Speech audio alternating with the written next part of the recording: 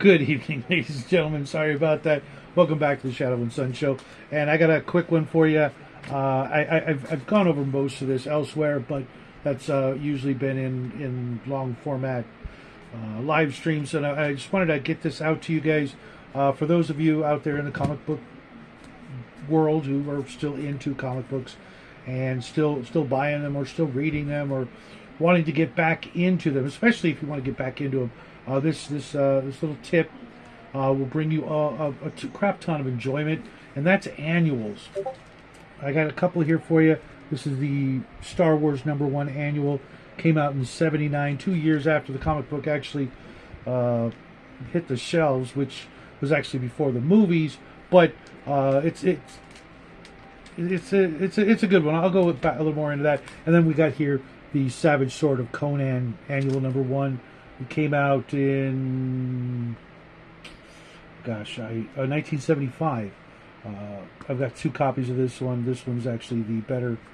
No, this is not. This is the one with the wrinkle cover. But that's part of the tip is they're both #1s. They're both highly sought after, or at least they were. Now not so much because both magazines are no longer in print, and there's new stuff out there. There's new Star Wars comic books. But right off the bat, they're usually self-contained stories. It's a one-shot.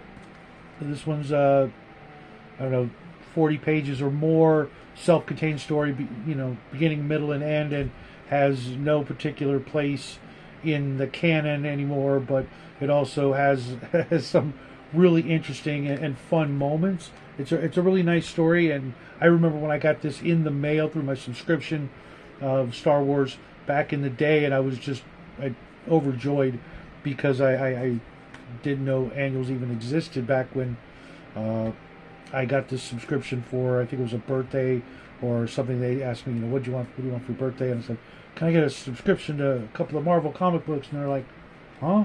And paid the $5, and every month I get a new comic book in the brown paper bag cover. And it was probably that moment that I started understanding just how important the mail is. And with the Conan one, again, it might be, this one's 2 full-length stories that are not dependent on another comic book. You don't have to nestle it in between issue this and that. They're just standalone stories for the most part. Sometimes, and especially later down the line, they would force you to get the annual from some other comic book to continue the story, which I thought was really, really, shitty behavior, marketing technique to get you to buy more comic books. You got to read this comic book to get the rest of the story. Well, yeah, but I never get that comic book. Why do I, can't you just finish it, or I'll just wait until next month and get the next issue of Flash and figure it out, try to figure it out on my own type of thing.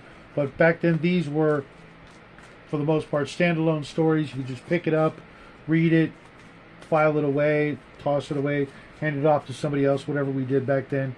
But nowadays, #1s especially are, they're a big deal. You've got a #1 this or that. You can guarantee you hang on to it long enough, it's going to be worth, a decent amount of money, provided it's not the only issue of that comic book and it doesn't die on the vine. But a #1 annual is not going to cost anywhere near as much as a #1 Savage Sword of Conan, which is in the thousands of dollars. I bought this wrinkled copy last year for like $10, and it's got the usual great art, the great story, great old timey ads, and some of these annuals and comic books in general had some weird things like pin-up art where you cut the picture out and hang it on your wall because it was designed to do that. I don't know if anybody ever did that.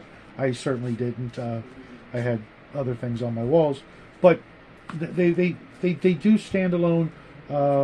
Financially, you can buy a couple annuals of your favorite comic book, and they're gonna still be worth a pretty penny and far more accessible than trying to get a #1 Savage Sword, even a #1 Star Wars, which is about $100. I think I got that annual for 10 with shipping. So, and if you look around and you know how to shop around and you know how to look at the grades and decide, do I want a 5.5 or am I going to wait and maybe go for a 7 or 9 or something like that? And especially if you're just going to read it and file it away, a 7 or a 6 is still going to be worth a ton of money for your kids or your grandkids later on down the road, provided you bag it, board it, store it properly, and